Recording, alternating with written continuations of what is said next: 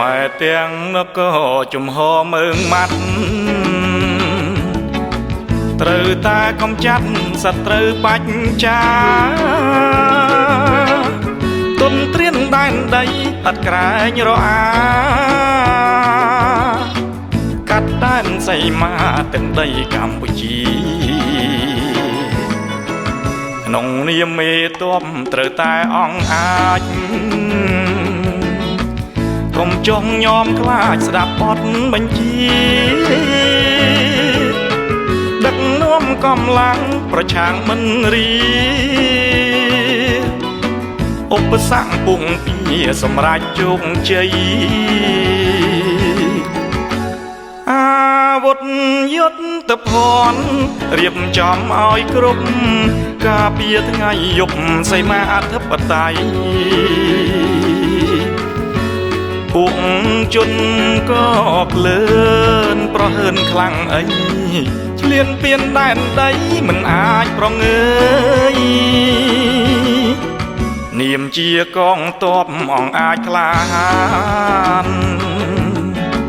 ទួងបងសៃប្រានមិនថ្មឹងកន្តើយខ្មាំងចូលលុកលុយមិនត្រូវបន់ដោយបើពួកវាកើនឆ្លើយកំតិចឲ្យអស់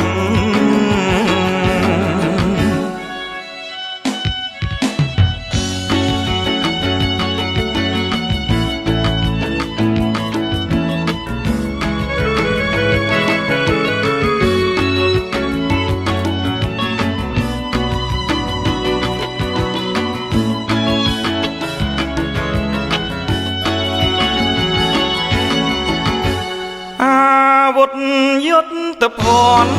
រៀបចំឲ្យគ្រប់ការពារថ្ងៃយប់សីមាអធិបតេយ្យពួកជនក៏ក្លឿនប្រហើនខ្លាំងអីឆ្លៀនពៀនដែនដីមិនអាចប្រងើយនាមជាកងទ័ពអង្អាចក្លាហានទួងបងសៃប្រានមិនថ្មឹងកន្តើយ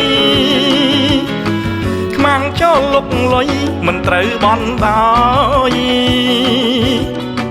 បើពួកវាកើនឆ្លើយកំតិចឲ្យអស់